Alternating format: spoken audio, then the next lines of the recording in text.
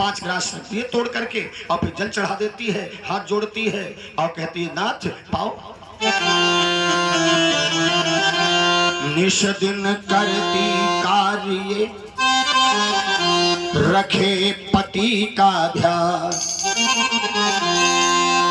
एक दिवस की बात है सुनो कृष्ण भगवान। एक दिन की बात है, जब देखा 2, 4, 6 महीने हो गए और उसका पति धन कमा के आया और वो फोटो को भोजन करा रही थी, ध्यान लगाए बैठी थी, जल पिला रही थी और उसी समय उसका पति आ गया और उसने द्वार खटखटाया और कहने लगा ओ भगवान अरे द्वार खोलो मैं आ गया, ओ भगवान अरे द्वार खोलो मैं आ गया हूं, बहुत धन ले आया हूं।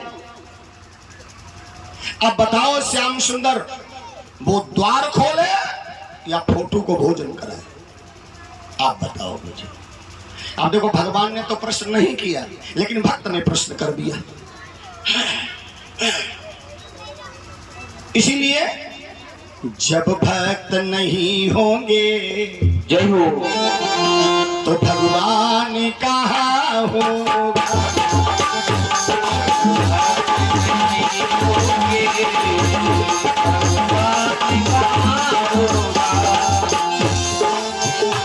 जब भक्त नहीं होंगे भगवान कहाँ होगा, भगवान नहीं होंगे कल्याण कहाँ होगा।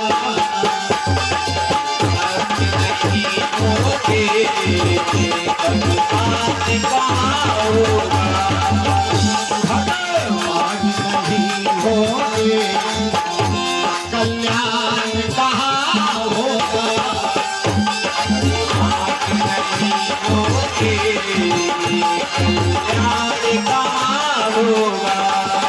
जब भक्त नहीं तो भगवान कहाँ, भगवान नहीं तो कल्याण कहाँ। भक्त की पूर्ति भगवान से है और भगवान की पूर्ति भक्त से है। अब बताओ श्याम सुंदर उसे द्वार खोलना चाहिए या उस फोटो को भोजन देना चाहिए। भगवान के लिए इसमें कोई कहने वाली बात है? अरे जब असली पति आ गया तो नकली पति की क्या जरूरत है भाई, फोटो तो नकली पति है वो असली थोड़ी है। इसलिए जब असली पति आ गया तो नकली पति से क्या मतलब है। अरे वो रख दे वहीं पर और जल्दी से द्वार खोले और अपने पति का स्वागत करे, उसे जलपान कराए। गोपिकाएं कहती अब आपने ही प्रभु कह दिया श्री मुख से। भगवान बोले मैंने क्या कह दिया? आपने कह दिया वो नकली पति है फोटो, अब असली पति जब मिल जाए तो उसका स्वागत करो, इसीलिए तो मैं तुम्हारे पास आई हूं। भगवान बोले हमारे पास? कहे हाँ। कहे दुनिया के सब नकली पति हैं, ऐसे पति का बरे जो बरत ही मरी जाए। ये दुनिया के नकली पति हैं, अभी तक तो मैं इनकी सेवा करती रही, अब आप असली पति मिले हो इसलिए तुम्हारे पास आई हूं।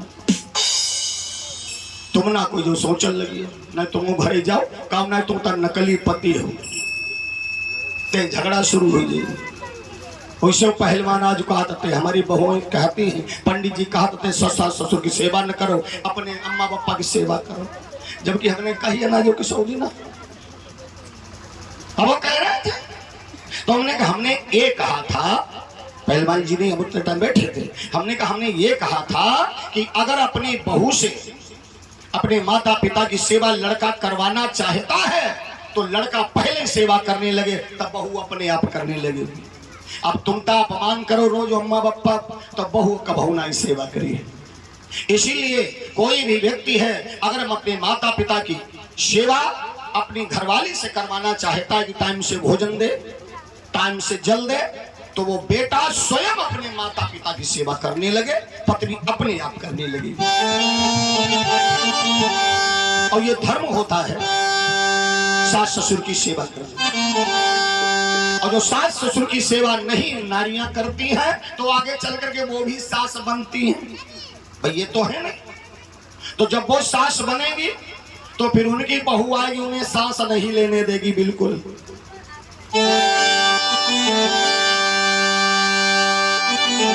सास कहे बहू आएगी जरूर, अरे आके रोटी बनाएगी जरूर, लेकिन सास लगाए रही आटा, बहू करके चली गई। सास लगाए रही आटा, बहू करके चली गई।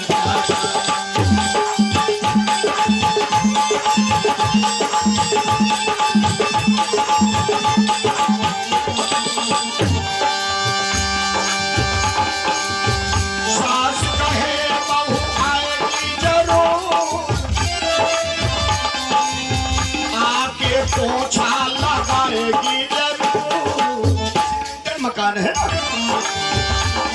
साफ सफाई रखेगी। सास कहे बहू आएगी जरूर, आके पोछा लगाएगी जरूर, अरे सास लगाए रही पोछा, बहू खाई बेचैनी गई समोसा। अम्मा तुम पोछा लगा लियो, हम समोसा ठंडे गर्म खाई हो जाए। जो ये अपने सास ससुर की सेवा नहीं, तो उसके सामने भी यही आएगा। तो इसलिए अपने सास ससुर की सेवा करो, तो आगे चलकर तुम्हारी भी बहू आएगी, तुम्हारी सेवा करेगी। क्योंकि दीवार हर एक सीढ़ी लगी है, उस पे हर किसी को चढ़ना पड़ेगा।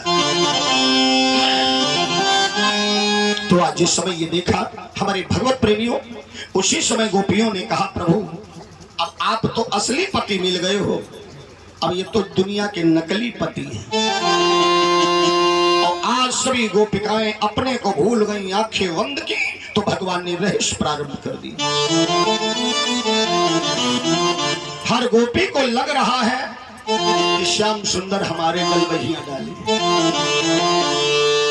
जितनी गोपिकाएं उतने स्वरूप बनाए भगवान, रस लीला करने लगे, आनंदित किया है भक्तों को। देखो गोपी का अर्थ क्या है?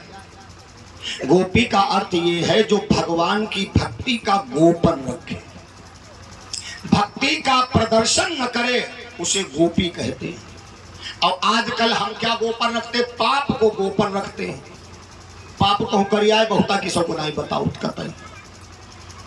और अगर रुपया 100 पुण्य कर दे या भागवत बहुत दशामांश कहते, फिर मैं सोचे वो खा लिया है, चलो 100 रुपया चढ़ाई दे, बहुत सबका बांटत घूम। और होना क्या चाहिए? जो पाप करियावो बहुत सबका बताओ, जितने जन्म को बताइयो पाप उतो बट जाइए पाप तुम्हारा, जितने जन्म को बताइए उतना ही तुम्हारा पाप बट जाएगा। लेकिन हम क्या कहते हैं? पाप को इकट्ठा रखते हैं और पुण्य बांट देते हैं। गोपी का अर्थ होता है जो भगवान की भक्ति का गोपर रखे, जो भगवान की शक्ति का गोपर रखे, मन ही मन में भगवान को चाहे, उसे गोपी कहते हैं। गोकुल क्या होता है? गो माने इंद्रिय, कुल माने समूह, इंद्रियों का समूह। और इंद्रियों का समूह क्या? हमारा शरीर है। ये हमारा शरीर ही तो है इंद्रियों का झुंड। इसलिए वेद सुखदेव जी ने कहा था महाराज परीक्षित से, देखना इंद्रियों के न घोड़े भगे। महाराज परीक्षित कथा सुनना, इंद्रियों को शासन में रखना। कि देखना इंद्रियों के न घोड़े भगे, उनमें हरदम ये संयम के कोड़े पड़े। अपने रथ को सुमारग बनाते चलो, मनुआ गोविंद गोपाल गाते चलो। याद आएगी उनको और कभी ना कभी नाथ दर्शन ये देंगे, कभी ना कभी। ऐसा विश्वास मन में जगा के चलो, मनुआ गोविंद गोपाल गाते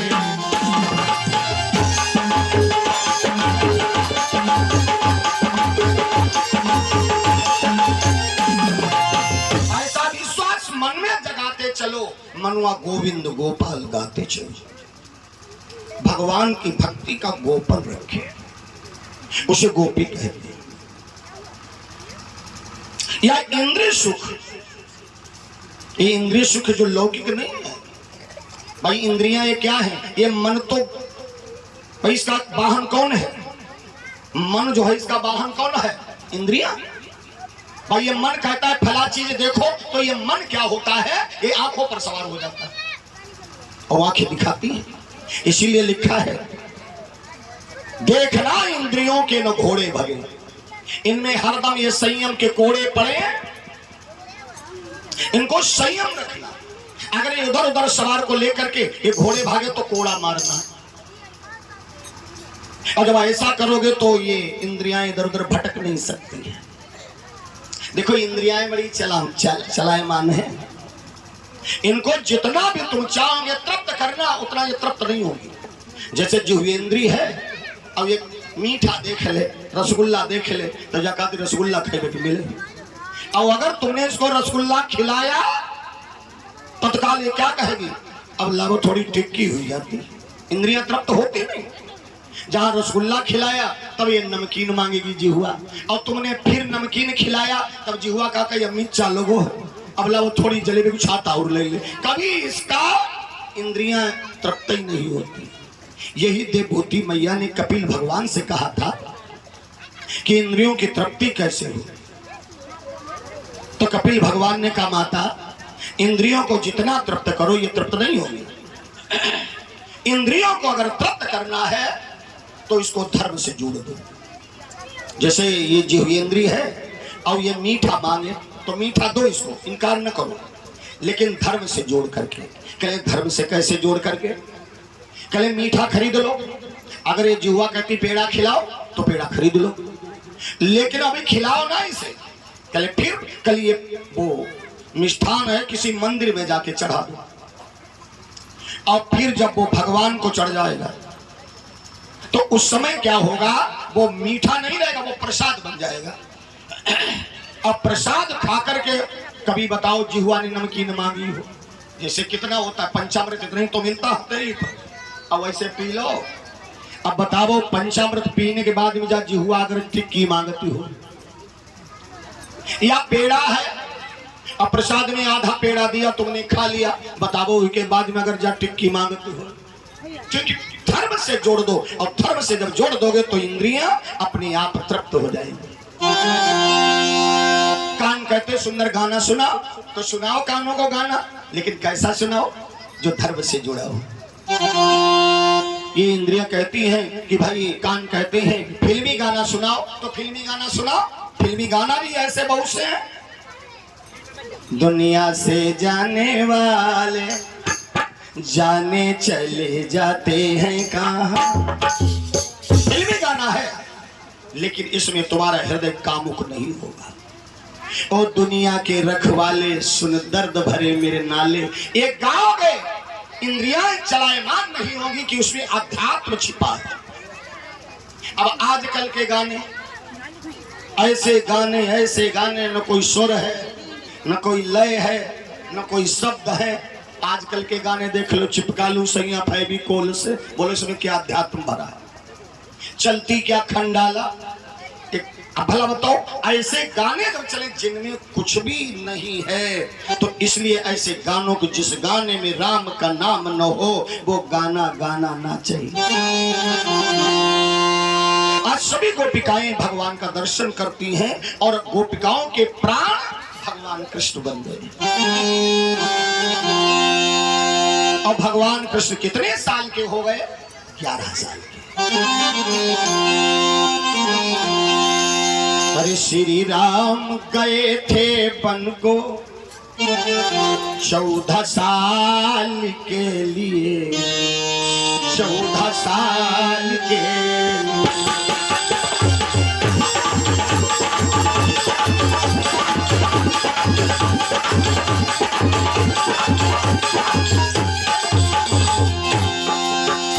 श्री राम गए थे वन को 14 साल के लिए, और पांडवों ने छोड़ नगरी, पांडवों ने छोड़ी नगरी देहासार के लिए, देहासार के लिए।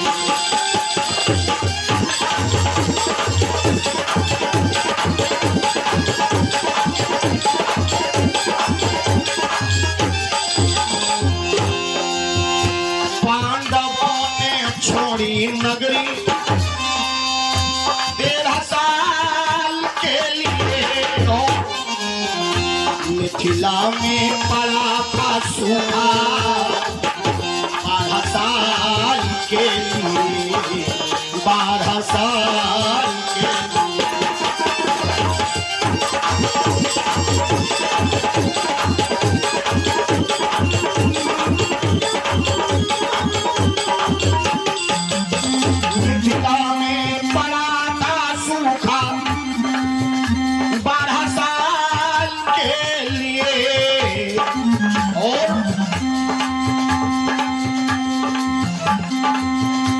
मैया से छूटे कन्हैया 11 साल के लिए, 11 साल के लिए।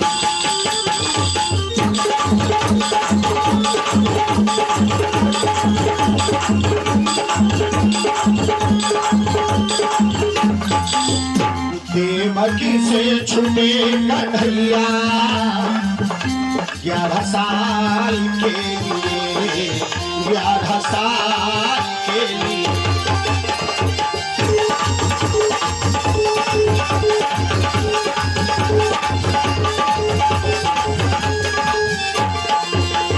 भगवान कृष्ण 11 साल के हो गए, और जब भगवान 11 साल के हुए तो इधर कंस को यम दिखाई देने लगे। भाई भगवान काल तो है कंस के, तो कंस को यम दिखाई देने लगे। एक दिन कंस सपना देख रहा है कि कृष्ण और बलराम हमें गधे पर बिठा करके शरीर से वस्त्र हमारे निकाल के फेंक दिए, और हमको गधे पर बिठा करके और दक्षिण दिशा की ओर चले हैं। और जिस समय कंस अपने भवन से निकला एक गधे पर बैठ करके और भगवान कृष्ण और बलराम मार रहे हैं, तो द्वार पे देखा उसकी दोनों रानियां अत्ति और प्राप्ति अपनी चूड़ियां तोड़ ली, केश बिखरे, मांग में सिंदूर नहीं है, मस्तक से बिंदी छुटा रही है। तो कंस कहता है अत्ति, अरे प्राप्ति, ये तुम क्या कर रही हो? अभी तो मैं जिंदा हूं और तुम हमारे सामने विधवा रूप बना रही हो। अरे मुष्टिक को बुलाओ, अरे चारुण को बुलाओ, ये दोनों बालक मुझे बांधे लिए जा रहे हैं, मुझे छुड़ा लो।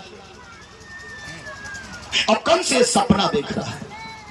एक बात और बताइए, जो पुरुष अपनी पत्नी को सपनों में विधवा के रूप में देखे, ऐसे पुरुष की बहुत जल्दी मौत हो जाएगी। इसलिए माताओं से निवेदन है, जब कभी भी वो अपना सर धोएं, बाल बिखरे हो, लटों से पानी टपकता हो, ऐसे मौके पर कभी पति के सामने मत जाना। अगर तुम्हारे उस स्वरूप को देख लिया पति ने, और अगर सपनों में तुम्हारी वो छवि उसके नजर में आ गई, तो पति की आयु छीन हो जाएगी। उदाहरण हमारे शास्त्रों से लीजिए। अत्ति और प्राप्ति को जिस समय कंस ने विधवा के रूप में देखा है, तो चीखता है, चिल्लाता है, छोड़ो, अरे छोड़ो, अरे अत्ति, प्राप्ति, मुष्टिक, चारुण, मुझे छुड़ाओ। और सपना देख रहा है। बहुत से लोग सपने में चिल्लाने लगते हैं, बहुत ऐसे लोग, बहुत से तो लोग चरपैया से भाग खड़े होते हैं। कई तो ऐसे कांड हो गए, सपना देखा चरपैया से भागे, भाई समझे हम खेतन में भजत जात, तले ऊपर छत पर से भज्जत गिरी पड़े नीचे। बहुत से लोगों का ये हाल होगा, देखा ऐसा होता है सपनों में। आजकल भी लोग सपने में जब दरो हो बगैया खा लेती, आलू खा लेती, बहुत से लोग कह दिए। आज कंस जो था वो बड़बड़ा रहा था, छोड़ो मुझे, मुझे छोड़ो, अरे अत्ति, अरे प्राप्ति, ये कैसा भेष बनाया है। अब दोनों रानियां उठ के बैठ गई, पतिदेव को क्या हो गया। एकदम से कंस भागा है सपनों में गधे से कूद करके। तो किससे कूदा? अपनी चारपाई से। और जब एकदम से भागा और कमरे के अंदर था तो उसका मस्तक ताक से दीवार में लगा। तो बैठ गया सर को पकड़, रही न पिछली यार, हाथ जोड़ कर कर रहा बैठा बोला जा। हाथ जोड़े, मुझे छोड़ दो, मुझे मत ले चलो, मुझे छोड़ दो। अरे अति, अरे प्राप्ति। दोनों रानियां कहती क्या पतिदेव पागल हो गए क्या? तो आज अति और प्राप्ति एकदम से आई, कोई पंखा डुलाने लगी, कोई जल का छिड़काव करने लगी। बड़ी देर में कंस का दिमाग के संतुलन सही हो पाया। क्या देखा? अति, आज मैंने सपना देखा। कैसा सपना देखा? क्या हुआ? कल तुमको विधवा के रूप में देखा।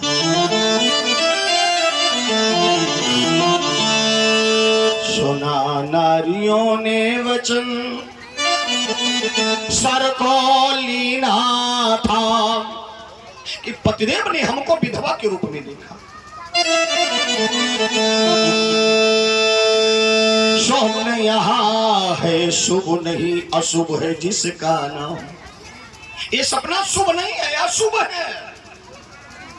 कोई अगर अशुभ सपना आप देखो, कोशिश करो सो जाओ, और अगर सोए नहीं तो तत्काल उठो और जहां गौ बंधी हो उस गौ के पैरों के नीचे की मिट्टी को लेकर के अपने मस्तक में लगा लो और गौ के पैर छुओ और कहो, हे गौ माता, क्या संकट आने वाला है, मेरी रक्षा करो। तुम में तो देवताओं का वास है। कोई संत महात्मा मिले, अपना सपना उस संत से कहो। दोनों रानियां व्याकुल हो गई। अगले नाथ, ये सपना बहुत भयानक है, इसलिए ये सपना अपने गुरु से कहो। और गुरु कौन है? कंस का नारद। आज कंस ने दरबार लगाया और वहां बैठा बड़ा दुखी था। और उसी समय देवर्षि नारद जी आ गए। श्रीमन नारायण नारायण नारायण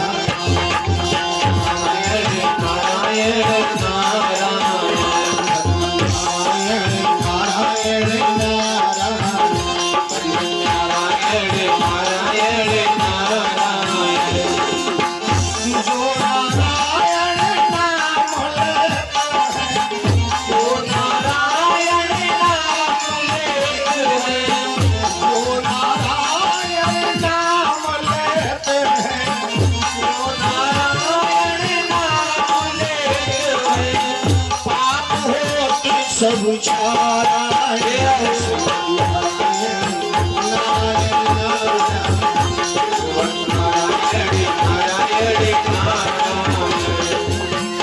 नारायण नारायण का उच्चारण करते देवर्षि नारद जी आए तो कंस ने इतना सम्मान कभी नहीं किया जितना आज कर रहा है। देखो, हम बड़े बूढ़ों का कब सम्मान करते हैं? जब हम किसी चौगिरही में घिरे होते हैं।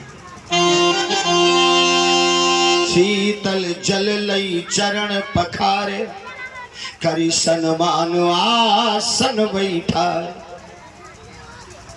और फिर बाद में हाथ जोड़े, अगले गुरुदेव, मैंने भयानक सपना देखा है। क्या सपना देखा है तुमने? सपने मृत्यु भई हमारी,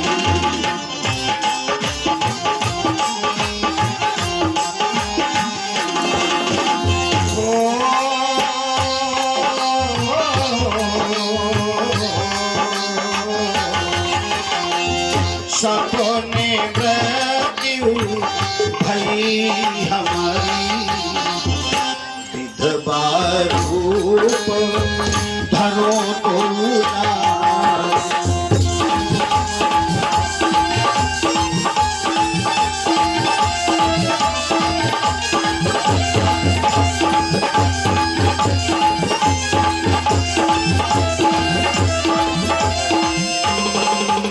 सपनों में हमारे प्राण चले गए। मैंने ऐसा सपना देखा है, कृष्ण बलराम गधे पर बिठा कर ये दक्षिण दिशा लेकर के जा रहे। नारद ने कहा, मथुरेश तुम्हें यम दिखाई देने लगे। और जिसको यम दिखाई देने लगे समझ लो उसकी बहुत जल्दी मौत हो जाएगी। कंस ने कहा, ये तो पहले भी आकाशवाणी हुई थी कि हमारा काल मेरी बहन का अष्टम लाल है, और जबकि अष्टम गर्भ में कन्या ने जन्म लिया। नारद ने कहा, यहीं पर तो तुम धोखा खा गए। क्या मतलब यही, वसुदेव ने अपने 6 पुत्रों को तुम्हारे हाथ से कत्ल करवा के, और जो वास्तविक शक्ति थी उस बच्चे को नहीं तुम्हें दिया, वही नंद के यहाँ छोड़ दिया। और जो 7वां गर्भ कहा था खंडित हो गया, वो खंडित नहीं, वही बलराम है जो रोहिणी के गर्भ से जन्मा है, क्योंकि रोहिणी भी वसुदेव की पत्नी है। जब आज कंस ने ऐसे सुना तो इतना क्रोध आया कि उसने आदेश दे दिया वसुदेव देवकी को घसीट करके कैद में डालने। अब देखो, जब पूरे सपने देखो, जब समय उल्टा है तब धर्म कर्म करना चाहिए। अब कंस अधर्म कर रहा है, इसीलिए तो नारद ने उसे बहका दिया कि ये और अधर्म करे, तो भगवान के अम्मा बप्पा को जेल में डलवा दिया। क्योंकि भगवान 11 साल के हुए अभी तक नहीं आए कंस मारने के लिए, वहां माखन खाने लगे। अब तो बहाना चाहिए। अब यहाँ वसुदेव देवकी की पिटाई होती है तो नारद दौड़ के जाके बताते हैं, कृष्ण कहते हैं यहाँ माखन खूब खा लो, खूब गौएं चुगा लो, बंसी बजा लो, तुम्हारे अम्मा बप्पा जेल में डाल दिए गए। तो कृष्ण बोले, जेल में डलवाया कौन है? तुम्ही ने तो डलवाया है, वहां जेल में डलवा दिया। यहाँ हमको बताते ये ऐसे लोग तो नारद वर्ण के होते हैं, जो वहां कुछ और कहते हैं यहाँ कुछ और बताते हैं। जिस गांव में नारद नहीं होंगे उस गांव में पार्टी बंदी नहीं होगी, जिस गांव में नारद होंगे उसी गांव में पार्टी बंदी ज्यादा होगी, एक मत नहीं होने देगी। अब देखो, नारद ने वहां जेल में डलवा दिया, और यहाँ कृष्ण कहते हैं तुम्हारे पापा जेल में पड़ गए। ऐसे तो लोग कहते करो, इलेक्शन आवे तो जहत कहा तुम कहा तो तुम्हें वोट मिली, तुम्हें कहते नहीं वोट मिली, काहे के हम भाई पूछ गया। अब भाई व्यक्ति है अपना नहीं खुलाव खोलता है, और तुम कहते नहीं वो वोट हमारा है, तो उन्होंने कहा अच्छा वो हमारी सपोर्ट नहीं करता, कहले नहीं, कह फिर निकलने दे उन्हें, फिर बताइए। वो देखो लड़ाई शुरू हो जाती है, नारद नहीं बनने देते हैं तो सब बन जाए, लेकिन नारद नहीं बनने देते। आज जिस समय ये देखा है तो उसी समय भगवान कृष्ण ने कहा, अब जैसे तुमने हमारे माता पिता को जेल में डलवाया है ऐसे ही हमें मथुरा में बुलवाओ। नारद ने कहा तैयार हो? कि बिल्कुल तैयार है, कर तो जा रहे हैं। अब नारद गए, कंस ने फिर सपना देखा, तो उसने कहा गुरुदेव हमने फिर वही सपना देखा कि तुम रोज देखोगे एक दिन प्राण निकल जाएंगे। कहे फिर क्या करें? कहने उन बच्चों को मरवा दो। कहे कैसे मरवाएं? सक्तासुर बकासुर केशी तृणावर्त, बकासुर जैसे वीरों को भेजा, लेकिन वो सभी मर के आए, उनकी मौत की सूचना आई। कहे तुम हो तो राजा लेकिन राजनीति नहीं मालूम है, राजनीति हमसे सीखो। कंस ने कहा कैसे? कहे तुम एक को भेजते हो और भाई हुआ 2 भैया मिलके मार डालते, इसलिए एक काम करो, अब उन दोनों को यहां बुलाओ अपने यहां, और तुम्हारे यहां भी मुष्टिक चारूर वेगदंत वज्र शत्रुशाल एक एक पर 4-4 पहलवान छोड़ दो, मार डालेंगे उसे। लेकिन बुलाए कैसे? हमारी और नंद की तो बनती नहीं है। क्या इसमें कोई कहने वाली बात है? नंद धार्मिक प्रवृत्ति के हैं और तुम्हारे यहां इस समय यज्ञ चल रहा है, तो ऐसा करो यज्ञ के बहाने से जब राजनीति में दुश्मन न फंसे तब उसे राम रीति में फंसाओ। ये राजनीति होती है। जब दुश्मन राजनीति में ना आए, तुम्हारे छल में ना आए, तब फिर उसे राम रीति में फंसाओ। तो आज कहा है कि तुम एक काम करो, उन दोनों बच्चों को बुलाने के लिए बहाने निमंत्रण पत्र भेज दो, क्योंकि यज्ञ चल रहा है इस समय। अब भला बताओ, कंस जैसा दुष्ट करवा रहा यज्ञ, ऐसा यज्ञ किस काम का? यज्ञ इसलिए किया जाता है कि सभी लोग खुश रहें, लेकिन कंस इसलिए यज्ञ करता है कि केवल हम सुखी रहे, बाकी सब दुखी रहे। तो इसका फिर उल्टा हो जाता है। जो सभी का हित चाहता है तो समझ लेना चाहिए उसी का कार्य सफल होता है। मेघनाथ ने अपने लिए यज्ञ किया कि हम जाकर के दोनों उन भाई वनवासियों को मार दें, तो क्या हुआ? अपने आप मर गया। दक्ष ने यज्ञ किया किस लिए? अपना सम्मान बढ़ाने के लिए, भोले शंकर का अपमान करने के लिए। तो क्या हुआ? गर्दन काट दी गई, बकरे का सर रख दिया गया। आज कंस को वैसे ही बहका दिया है। तो समझ लो नारद हित नहीं चाहते, गुरु हो के हित नहीं चाहते। देखो गुरु हो चाहे बाप हो, अगर लड़का बाई चाली है तो बप्पा चाहिए नहीं कहते। जब लड़का हमारा वैसे एक दिन हम को संग नहीं मिले जहत का। तो इसलिए नारद ने कहा कि पत्र भेज दो नंद के नाम, बहाना होगा यज्ञ का, तुम्हारा काम बन जाएगा। कहे भेजें किसे? भाई जो ले आ सके। कहे ऐसे को भेजो जो नंद का समकक्षी हो, नंद का साथी हो, नंद का मित्र हो, और यार नंद का रिश्तेदार हो। तो कहे हमारे यहाँ अक्रूर तो है, नंद का भाई है अक्रूर, तो कहे उसी के हाथ पत्र भेज दो और अक्रूर से कह दो नंद को जरूर ले आए, साथ में बच्चों को भी ले आए। तो भगवान किसके बुलाने से जाते हैं? अक्रूर।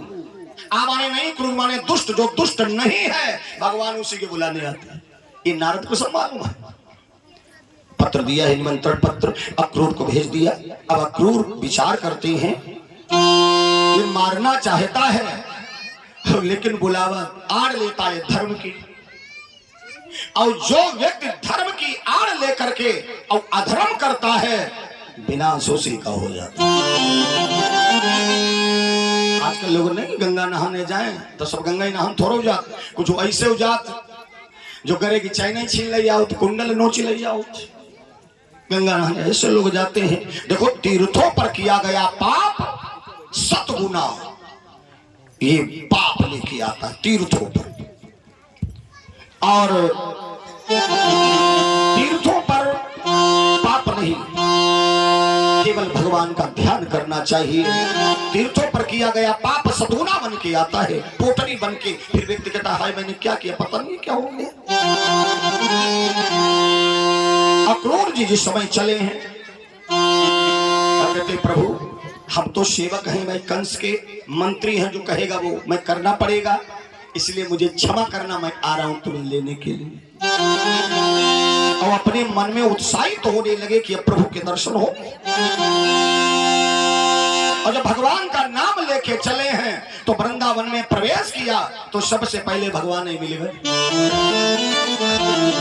वनमाली घनश्यामा पीतवासा मनोहर कांची कला परुचिरो लसत मुकुट कुंडल।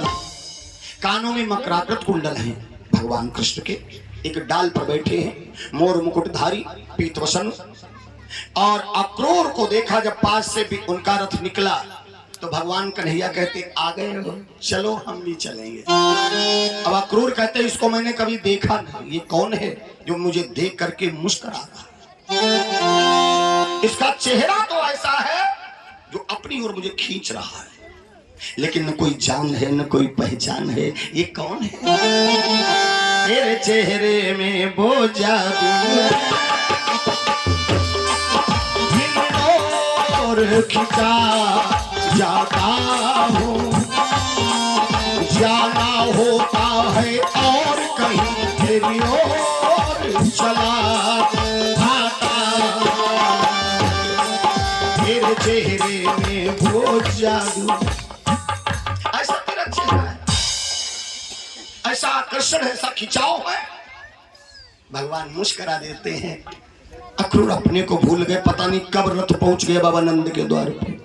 अब बाबा नंद ने अचानक सरकारी गाड़ी देखी। भाई अचानक किसी के यहाँ रात को और लाल बत्ती वाली गाड़ी आ जाए, पुलिस की गाड़ी आ जाए, लोग चौंक जाए कि भैया गाड़ी कैसी है। ऐसे ही बाबा नंद चौंक गए कि सरकारी रथ कैसे आ गया। लेकिन जब उसके अंदर देखा तो अक्रूर है, भाई को देखा है 7 सालों के बाद।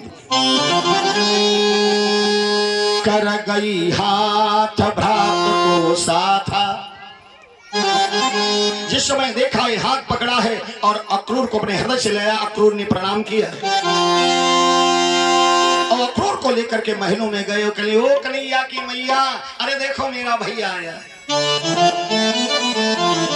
यशोदा ने जैसे देखा रे अक्रूर को, दे दे चिट्ठियां ये लगातार, कितने संदेश पठाए हैं, पर 7 वर्ष के बाद आज देवर जी मिलने आए। 7 सालों के बाद में आए हैं। तुम तो सरकारी मुलाजिम हो, तुम तो मंत्री हो, क्या कह नहीं सकते हमारे बच्चों के ऊपर कितना जुल्म किया जाता। कभी सकतासुर बकासुर पूतना आती है। अक्रूर कहने लगे भाभी हमारा इस समय एक भी कहा नहीं चलता है। अब हम आज आए हैं तो केवल कंस ने भेजा। क्यों भेजा? तो निमंत्रण पत्र दिया तो यशोदा फौरन पत्र को छोड़ दिया और चल दी। ऐसा नहीं होगा। जो हमारे लाला को मारने के लिए सत्तासुर बकासुर केशी तृणावर्त को भेजे, अब वो अपने यहाँ बुलाए। अचानक इतना वो सीधा कैसे हो गया? नवन नीच के अति दुखदाई जीवी अंकुश धन उरग मिलाए। जरूर कोई बात है। नंद ने कहा भैया जाओ, तुम आए हो, स्वागत है तुम्हारा, रहो, लेकिन हमारा कंस से कोई भी व्यवहार नहीं है। तो धीरे से पत्र वसुदेव का निकाला, क्योंकि वसुदेव जेल में पड़े हैं, जिसमें लिखा है मित्र नंद तुम्हारा एहसान जो मेरे ऊपर है हम जिंदगी में भूल नहीं सकते। तुमने मेरे बच्चों को सुरक्षित रखा है, तुमने मेरी पत्नी रोहिणी को सुरक्षा प्रदान की है, लेकिन अब कंस ये सब जान गया है कि मैंने ही कृष्ण को वहां भेजा है। अब बलराम हमारे पुत्र है, अगर तुम लेके नहीं आए तो कंस हमारे प्राण ले लेगा। आज वो पत्र पढ़ा है तो नंद कहने लगे कन्हैया की मैया वैसे हम नहीं कहते, अब हमारे मित्र के जान पर बाजी अटकी। सजा दो अपने लाला को, उसे मैं साथ ले जाऊं,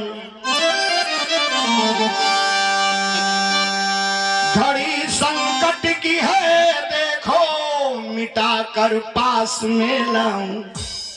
ऐसा करो, कृष्ण बलराम को तैयार कर दो। हमारा मित्र जो वसुदेव है वो जेल में बंद है, और अगर हम नहीं ले गए तो वो मारा जाएगा। दुश्मन मिले सवेरे मगर मतलबी यार ना मिले, नारी गोरी हो चाहे काली करकसा नार ना मिले। यशोदा कहती आज सभी कहते हैं कि वो लाला हमारा है। जब बचपन से मैंने पाला, जब 11 साल का हो गया और एक लोटा पानी देने वाला हुआ तो वसुदेव ही कहे हमारा बेटा है। पहले किसी ने नहीं कहा। तुम्हें तो मालूम है बुढ़ापे में संतान मिली है, और बुढ़ापे में संतान जब मिलती है तो माता पिता को कितनी प्यारी होती है। भगवान ने कहा मैया जाने नहीं देगी, तो भगवान यशोदा के पास आए। तू तो कहीं हमें जाने ही नहीं देती है, तू तो हमको घर पे रखती है कि बाहर हाउ है। ए मैया मैंने कभी हाउ नहीं देखा, तो मुझे भेज दे, मैं भी मथुरा में मेला देखने जाऊंगा। बेटे की जिद को देखा, न चाहते हुए भी तैयार करने लगी है। अपने हाथों से माखन खिला रही है। भगवान को जब यशोदा माखन खिलाती है, कहते लाला एक बात बताऊं, कौन अपने माता पिता से मिलके फिर दोबारा आता है?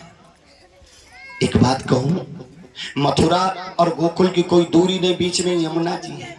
हम तेरे लिए रोज माखन बना के रखूंगी, तो माखन के समय जरूर आ जाना, तो इस यशोदा का जीवन सफल हो जाएगा। अब नहीं तो मेरे संतान नहीं है, हमारे पुत्र नहीं है, तू ही तो मेरा लाल है। कौन अपनों से मिलके आता है?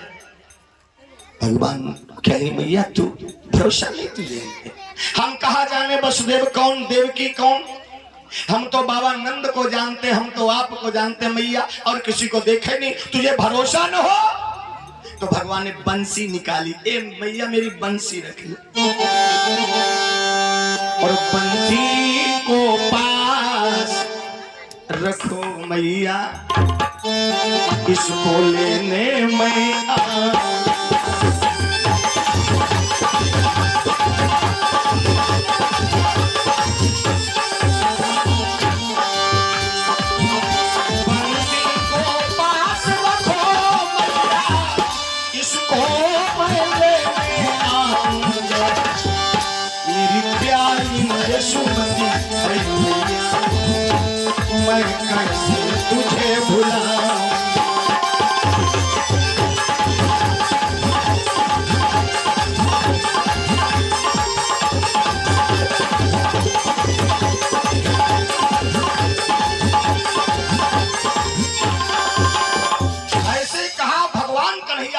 से लिपट गई है मेरी मैया, बंसी रख ले। अब तो तुझे विश्वास है मैंने बंसी कभी राधा को नहीं दिया, न चाहते भी यशोदा लेकर के चली, नवीन वस्त्र पहनाए।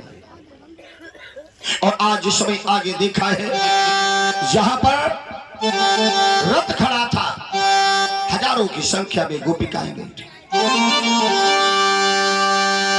एवं ब्रुवाणा विरह तुराव्रशम, सभी विरह से जली जा रही, सभी दुखी है। ब्रजश्रिया कृष्ण विसक्त मानसा, भगवान कृष्ण के प्रेम में इतनी आसक्त है, कोई तो पहिया पकड़े हैं, कोई बल्ली पकड़े हैं, मैं अपने श्याम सुंदर को जानी नहीं। श्याम कलां कुलांची, इस प्रकार से आज इतनी दुखी हैं। ब्रजश्रिया कृष्ण विसक्त मानसा, भगवान में इतनी आसक्त है। और ये आसक्ति अगर भगवान से होती है तो हमारी मुक्ति हो जाती है, इतनी आसक्ति। विसर्ज लज्जा, लज्जा को विसर दिया। नहीं तो कोई लड़का कहीं जाए और गांव की लड़की आए उसके गाड़ी के आगे खड़ी हो जाए, ना ना ना मैं तुम्हें नहीं जानू, कितनी शर्म वाली बात है। सुखदेव जी क्या कहते हैं, महाराज विसर्ज लज्जा, लज्जा को विसर दिया। विसर्ज लज्जा रुदुस्मरम स्वरम, गोविंद दामोदर माधवे। हे गोविंद, हे दामोदर, मुझे छोड़ के मत जाओ। अक्रूर ने रथ हाँक दिया, अब गोपिकाएं पीछे से दौड़े, कोई आगे से कोई पीछे से। यशोदा कहती, अरे रुको अक्रूर रुको, हम अपने बेटे का चुम्बन ले लें। रुको तो मैं अपने श्याम सुंदर के मुख में चुम्बन ले ले। मैया जब बेटे को बाहर भेजती है तो हाथ में चुम्बन लेती है, मुख में चुम्बन लेती है। रथ को रोका और उसी समय यशोदा गई और भगवान के हाथों में चुम्बन लिया, मस्तक को चूमा, अबे वो सो गई। भगवान कन्हैया रथ के नीचे आए, मैया तू तो जाने मैं परसों आ जाऊंगा, परसों आ जाऊं मोरी मैया।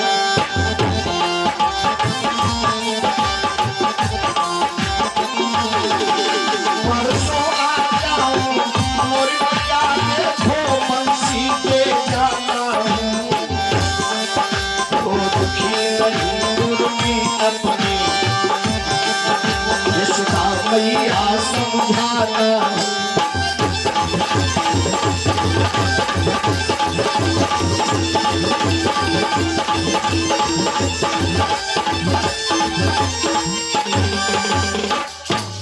यशोदा को फिर होश आया है, भगवान माता के छूकर चरण रथ पे बैठे जाए। और जिस समय आज चले हैं तो उसी समय आगे राधा मिल गई, और राधा ने देखा तो इतनी जोर से रोई, जिन आंखन सो सुख धाम न देखी, सोच सजनी के ही काम की आंखें, हम राखे मयूर की पाखन सोने, अभिलाषे रहे हरि नाम की आंखें, विधना कब हो नहीं तारे टरे, इन आंखन सो घनश्याम की आंखें। हमारी आंखें कृष्ण ने तो की हैं। भाई राधा का जब जन्म हुआ था तो राधा अंधी थी, जन्मांध थी, राधा की आंखें नहीं थी। लेकिन उस समय जब भगवान गए बचपन में और राधा को बुलाया था तो 3 बार पुकारा, राधा की आंखें हो गई थी। ये राधा पूर्व जन्म में कौन थी, सुदामा चरित कथा होगी तब मैं सुनाऊंगा आप लोग। ये राधा जो अंधी हुई है, सुदामा गरीब क्यों हुए, राधा अंधी क्यों हुई।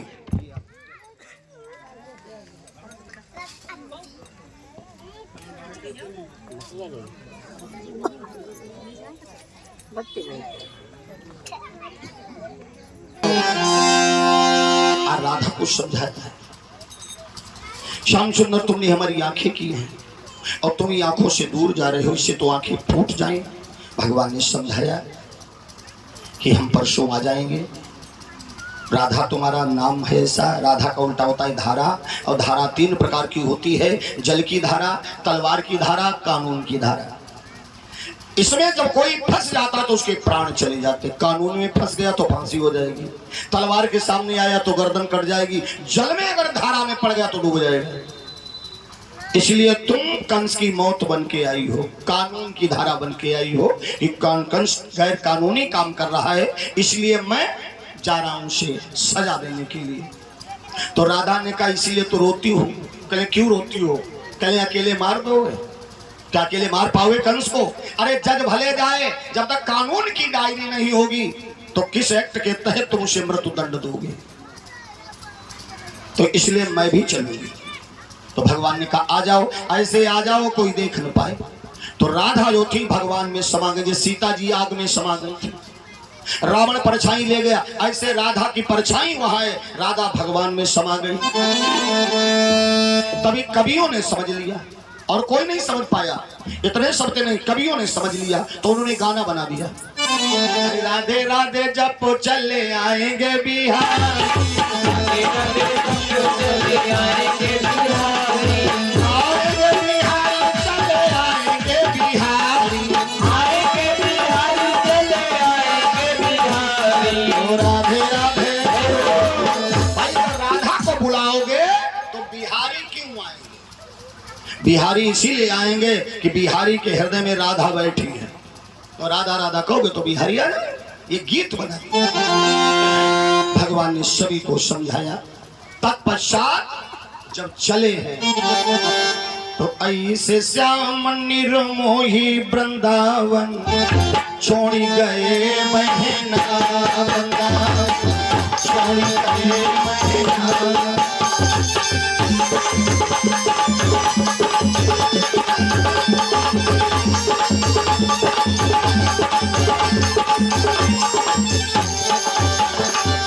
जो सखी होती मतो बांस की बसुरिया, जो सखी होती मतो बांस की बसुरिया, जो सखी होती मतो बांस की बसुरिया, जो सखी होती मतो बांस की बसुरिया।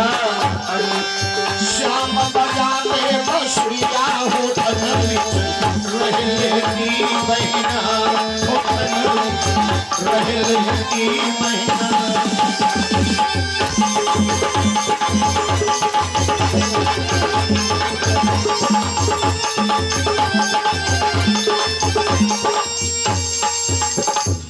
जब तलक कृष्ण का रथ चमका, राधा की टकटकी लगी रही, वापस आएंगे श्याम मेरे, ये आस मिलन की लगी रही।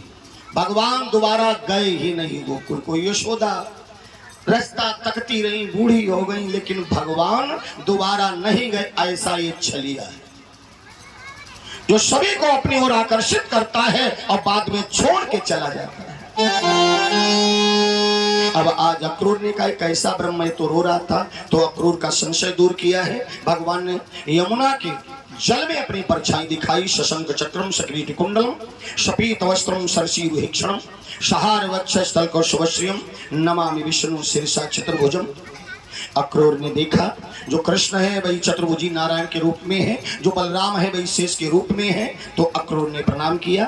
भगवान कृष्ण बोले अब तो पहचान लिया अक्रूर मैं कौन हूँ, इसीलिए अभी मुझे कंस के पास मत ले चलना। हमें अगर कंस के पास ले चलोगे तो हम कंस को आज ही मार डालेंगे। इतने भगवान नाराज कहें तो कहाँ ले चलें, शासन तो उसी का, कहें ऐसी जगह ले जाओ जहाँ कंस कभी आता जाता न हो। अब जो राजा है वो तो हर जगह जाएगा, तो कहाँ ले गए अक्रूर? भक्त को मालूम होता है भगवान कहाँ रहते हैं, वहां ले गए सत्संग भवन में। अब कंस कभी सत्संग भवन नहीं गया, अगर सत्संग ही करता तो दुष्ट क्यों होता, तो सत्संग भवन में ले गए। लेकिन सत्संग भवन में कबूतरों ने घोंसले बना लिए, वहां कभी कथा ही नहीं होती। जब से कंस का शासन हुआ कोई वहां विद्वान गई नहीं, कोई संत गए ही नहीं, तो तालाब भी सूख गया, वाटिका भी सूख गई, 2 4 6 वृक्ष हरेरे हैं। अब वहां कोई बाहर नहीं, वहां मातम सा छाया है। लेकिन भगवान जब पहुंचे तो आने से जिसके आए बाहर, जाने से जिसके जाए बाहर। शीतल मंद सुगंध शरीर चलने लगा, माली चरणों में गिर पड़ा और आज स्वच्छ सफाई करके और भगवान को बिठाता है। और अक्रूर ने जाकर के कंस से कहा, वो दोनों बालक आ गए हैं, नंद भी आए, कहे कहाँ है, कहे सत्संग भवन में। कंस ने तत्काल ही मीटिंग की और 500 योद्धाओं को और कहे जाओ तुम वहां पे, कहे कहां, प्रातः काल धोबियों के भेष में कपड़े धो जाके और ये बच्चे जरूर जाएंगे कि कल गोकुल से लोग आएंगे, तो इसके सखा तो आए नहीं, अब वो जब आएंगे तो ये कृष्ण मिलने जरूर जाएगा, और अगर वहां जाए मौका मिल जाए तो दोनों को डुबा देना हो, कपड़े की तरह धो देना। जहां जहां कंस ने मन में सोचा भगवान वही वही जा रहे कि देख लो। तो वहां जब प्रातः काल हुआ तो नंद से कहा बाबा लाओ, कल तो यज्ञ की पूर्णाहुति है, इसलिए आज सवेरा हुआ है तो मैं देखा हूं, मथुरा नगरी सुना ये राजघराने हैं। तो बाबा नंद ने कहा जाओ बेटा, लेकिन झगड़ा मत करना, न किसी के यहाँ चोरी करना, यहाँ चोरी करोगे जेल में डाल दिए जाओगे। ये अपना गोकुल नहीं है। गांव और शहर में फर्क होता है। गांव में अगर एक भिखारी भी जाए लोग उसको भी बाबा समझते हैं, संत समझते हैं, और शहर में अगर संत कोई जाए तो शहर में संत को भी भिखारी समझते हैं। देहात में जाओ, अगर बरसात होने लगे और तुम कहीं खड़े हो जाओ छज्जे के नीचे भीग रहे हो तो लोग क्या कहेंगे, आओ भैया यहीं अंदर निकल आओ, काहे भीजतो हो, साइकिल यहाँ ठाणी कर लो, अब यहाँ बैठा हुआ है, आओ भाई कुछ आसन भी डाल देंगे। और शहर अंधेरिया चाहे रात की हो, तुम कतई भीगतो छज्जा के नीचे ठाणे हो जाओ, वो जहां कैसे खड़े वो भगा देंगे तुमको। गांव और शहर में यही फर्क होता है। गांव में सम्मान है और शहर में कुत्तों का सम्मान है। कुत्ता लिखा होता दरवाजे कुत्तों से सावधान, मालूम तो घर में कुत्ता ही रहा तो सब। अपने यहाँ ऐसा नहीं है। तो गांव जो होता है यहाँ सभी सरल स्वभाव के होते हैं। बाबा नंद ने कहा देखो अपना गोकुल वृंदावन बरसाना, वहां तो माखन चोरी करते हो, कोई नहीं कुछ कहता है, यहाँ अगर कोई चीज चुराई तो जेल में डाल दिए जाओगे, क्योंकि यहाँ पर राजतंत्र। और जैसे भगवान पहुंचे तो वहां से बहुत से ग्वाल बाल आए और वो कहने लगे भैया कन्हैया क्या बताएं तुम्हें, तुम चले आए तो एक रात एक की तरह हो गई। यशोदा मैया ने भोजन नहीं किया, गौओं ने चारा नहीं खाया, ग्वाल वाले सभी दुखी रहे, रात भर रोते रहे, बछड़ों ने दूध नहीं पिया।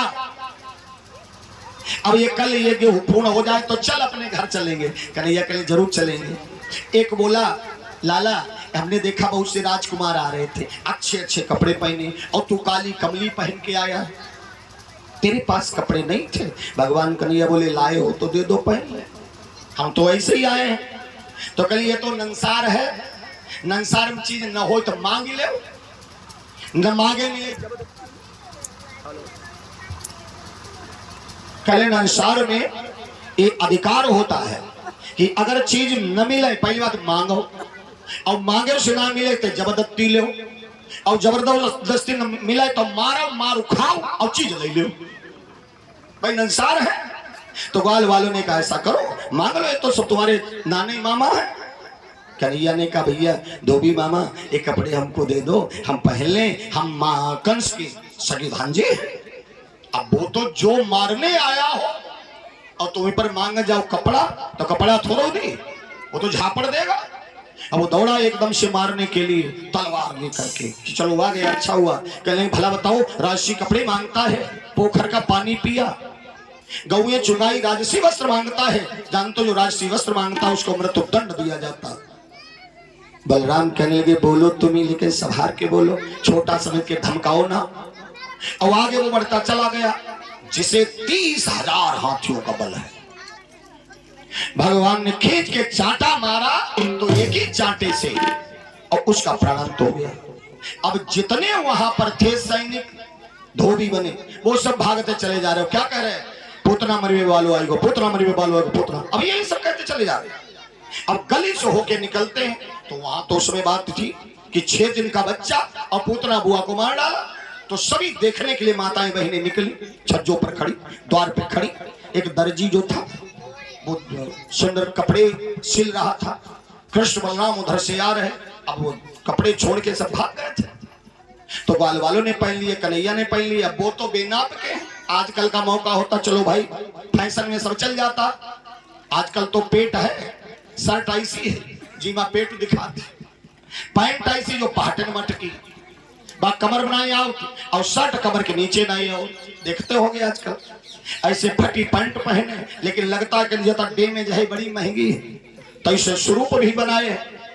तो आज जब ये नजारा देखा तो दर्जी ने भगवान को बुला करके कपड़े सिल करके और फिटिंग के जब पिन्हाए तो और भी अच्छे लगते।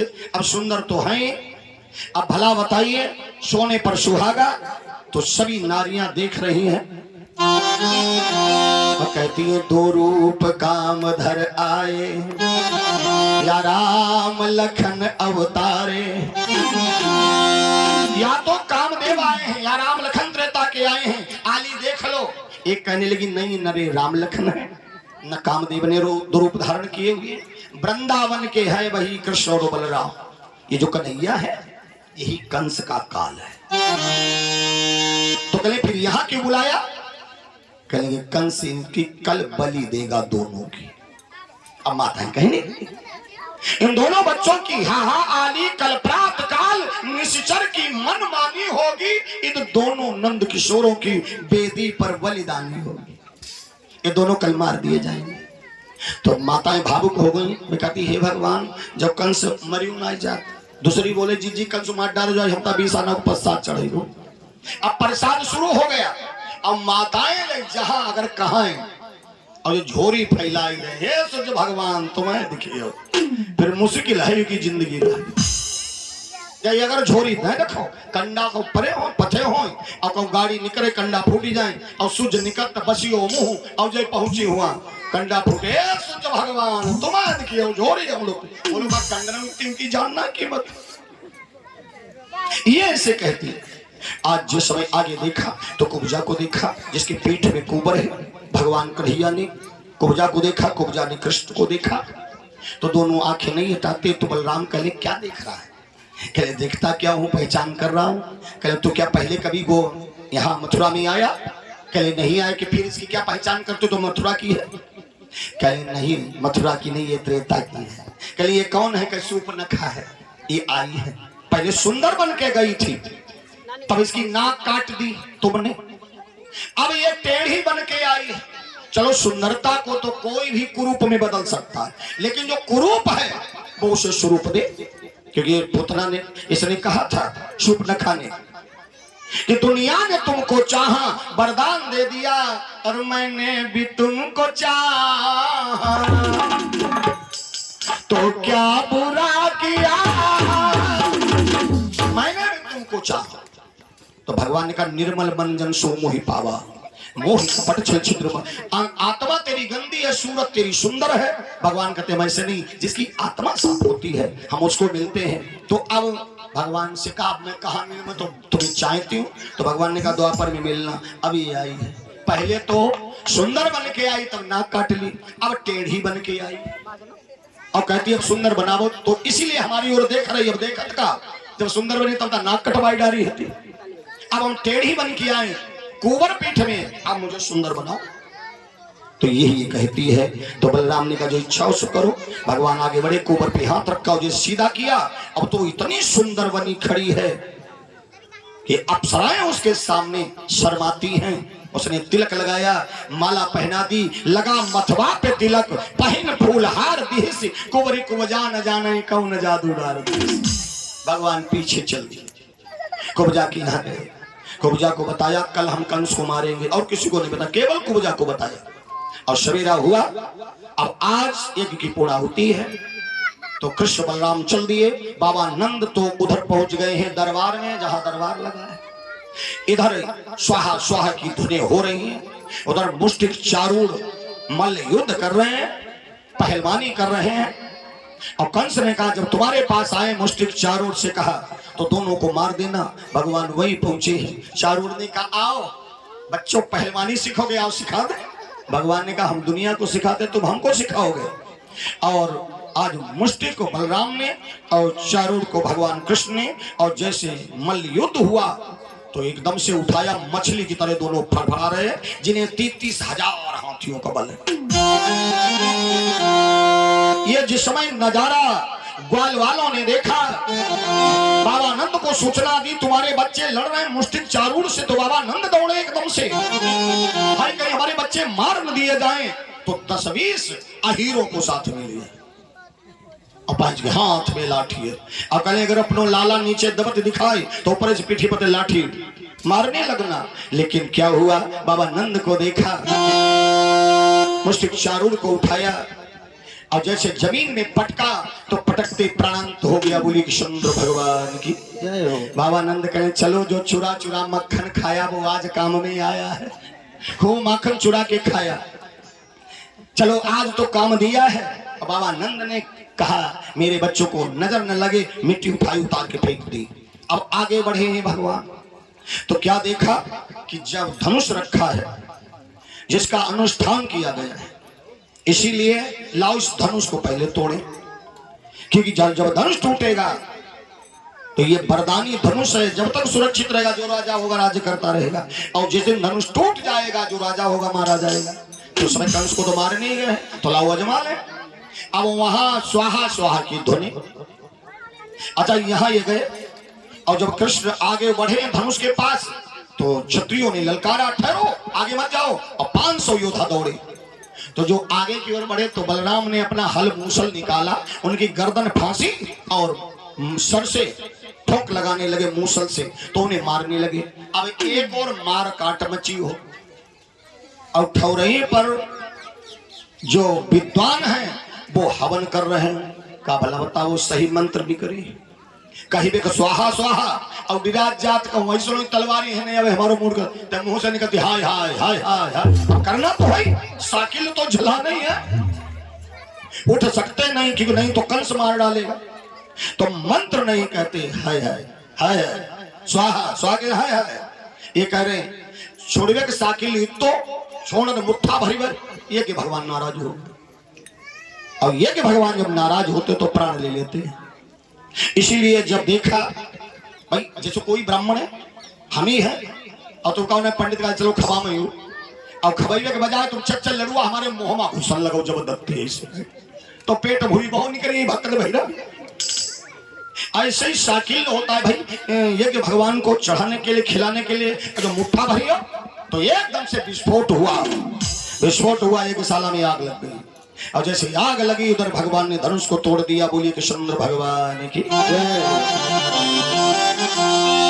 आवाज। आगे बढ़े जहां कुबलिया पीड़ हाथी खड़ा है, जिसे 60,000 हाथियों का बल है, और कंस ने इस हाथी को 9 साल की अवस्था में जरा सिंधु के यहां से फेंक दिया था, इतना बलवान था।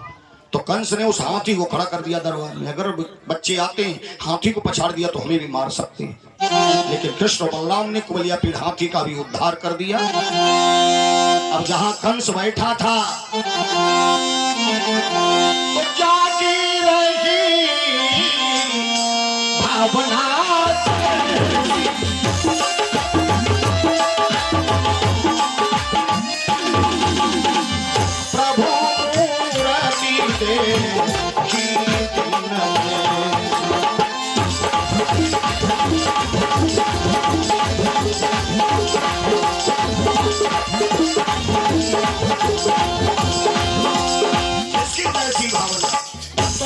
मेरे भगवान आ गए, माताओं ने देखा मेरा लाला है, बाबा ने देखा मेरा कन्हैया है। जैसे देवताओं ने देखा कोई महादेव आ गए हो, वीरों ने देखा कोई महावीर आ गए हो, लेकिन कंस ने महाविस्तार देखा। कंस ने जब देखा कि जहरीला नाग हमें फन मारना चाहेगा, तो वो सिंहासन के ऊपर खड़ा हो गया और कहने ठहरो बालकों, मैंने जैसे तुम्हारी माता को रथ के नीचे घसीटा था वैसे तुमको मारेंगे। भगवान को याद आ गया माता को, सुत के होते किसका साहस, माता का हित करे कोई। तो भगवान ने छलांग लगाई, सिंहासन पर पहुंचे, उसके केस पकड़ लिए। अब कंस को पहले भी उसका ब्लड प्रेशर हाई था, क्योंकि वो भगवान के नाम से इतना भयभीत था। नारद से पूछा हमारा काल कैसा है, तो नारद ने कहा काला है। तो कंस काली रात से डरने, जहां करिया रात हो या धिरिया रात, कहा का अमरे अमरे सारी रात। जब सूर्य नारायण ने तब का बचे, दाल जीरे की छौकी नहीं खाता था, क्योंकि जीरा जो होता है काला हो जाता है, तो कहता जो हमारा काल है हमारी आते फाड़ देगा, इतना भयभीत है। और जब वहां सुना कि महाराज रजत धोबी मारा गया, हाँ मार दिया गया, कले हाँ कले महाराज मुष्टिक चारूढ़ को मार दिया उन बच्चों ने, अरे मार दिया। अब उसका ब्लड प्रेशर हाई, महाराज उन बच्चों ने धनुष तोड़ दिया, महाराज उन बच्चों ने कुबलिया पीड़ हाथी को मार दिया। ब्लड प्रेशर इतना हाई हो गया कि वो अपना शरीर नोचने लगा। उसे लग रहा कि कृष्ण हमारी आंतों में समा गए, हमारी नसों में समा गए। तो कहता बाहर निकल, बाहर निकल, तू अंदर छिपा, मेरे शरीर में छिपाए, निकल बाहर। और अपना शरीर नोचने लगा। ब्लड प्रेशर जब हाई हो तो हम जहे तक ना कुर्सी तोड़ डरी, ना शीशा फोड़ डरी, ना किसी को हाथ मार दी। ब्लड प्रेशर जब हाई होता तो वही वो शरीर नोचने लगा। अब भगवान ने जैसे केस पकड़े उसके, तो उसे अटैक पड़ गया। भाई अटैक तो पड़ा था, तब न भगवान ने चक्कर लो न कुछ, मुक्का खाली मारो नाक पर ऐसे करके मुक्के तो मारो। इसलिए कंस को कभी गोली से नहीं मरवाना चाहिए, कंस को मसाले से नहीं मरवाना चाहिए। आजकल लोग हैं वो मसाले से मारते हैं, निशाना लगाते हैं, हटाओ कंस वो मरे हैं। अरे कंस जब हो तो बताओ राइफल लांसा होते हो के सामने वो लोग होते हैं। तो इसलिए आज जैसे देखा, अब उसका तो अटैक पहले ही पड़ गया। जैसे केशों को पकड़ा और जमीन में डाला और घसीटने लगे तो मर तो पहले गया था, लेकिन अब काम तो करना ही है, नाम तो करना ही है। तो भगवान ने कहा वो घूस से मारे। भैया पहुंचो कंस को मारने वाले। कौन मरी? कंस। तैयार हो, हमारी गाड़ी जाने रही हो, न लठिया मारो, कल हमारी गाड़ी पर गिर जाए। अच्छा पहले हमारी गाड़ी थी और हमने वहां कथा कही और हुआ हमने गोली चलाई, कोई छर्रा हमारे भी मालक हो जाए गाड़ी में, को शीशा फूटी हो। हाँ लठिया ले ले भैया। ये बच्चा कहाँ जाता, दूर रही हो ना किसी कल लल्ला लगी जाए। वो तो दुष्ट है, दुष्ट जो होता है दूसरों को भी चोट दे जाता है।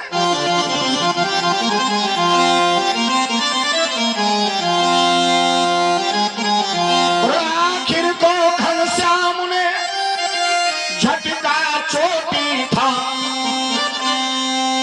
जो अरे कहता कि मार दिया लठिया ठिया खपड़े। तो वैसे पीछे करता हूँ, पीछे हट जाओ, मैं कहता थोड़ी ओड़ी मार दो भाई नाम वैसे कथा हो देते भैया और लठिया वैसे बेणाऊआ चलाई, बेणाऊ चले के लगी ताड़ दे।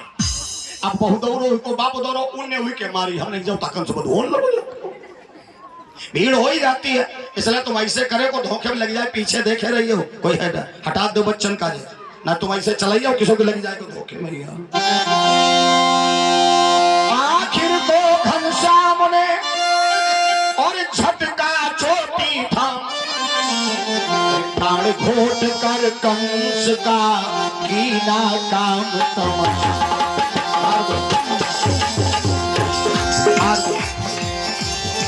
अरे प्राण घोट कर कंस का कीना काम तमाशा।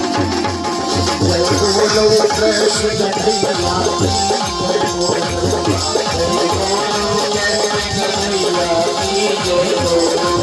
जय बोलो यशोदा की छैया की, जय बोलो यशोदा की छैया की, जय बोलो भूख मिलैया की, जय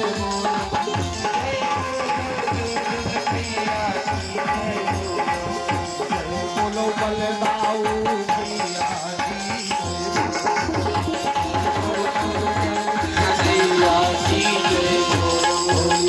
भगवान की जय हो, वृंदावन बिहारी लाल की जय हो। इस प्रकार से कंस का वध हुआ। अब कुर्सी 1 मिनट खाली नहीं होनी चाहिए, सिंहासन 1 मिनट खाली नहीं होना चाहिए। क्यों नहीं होना चाहिए खाली? क्योंकि बगावत शुरू हो जाएगी।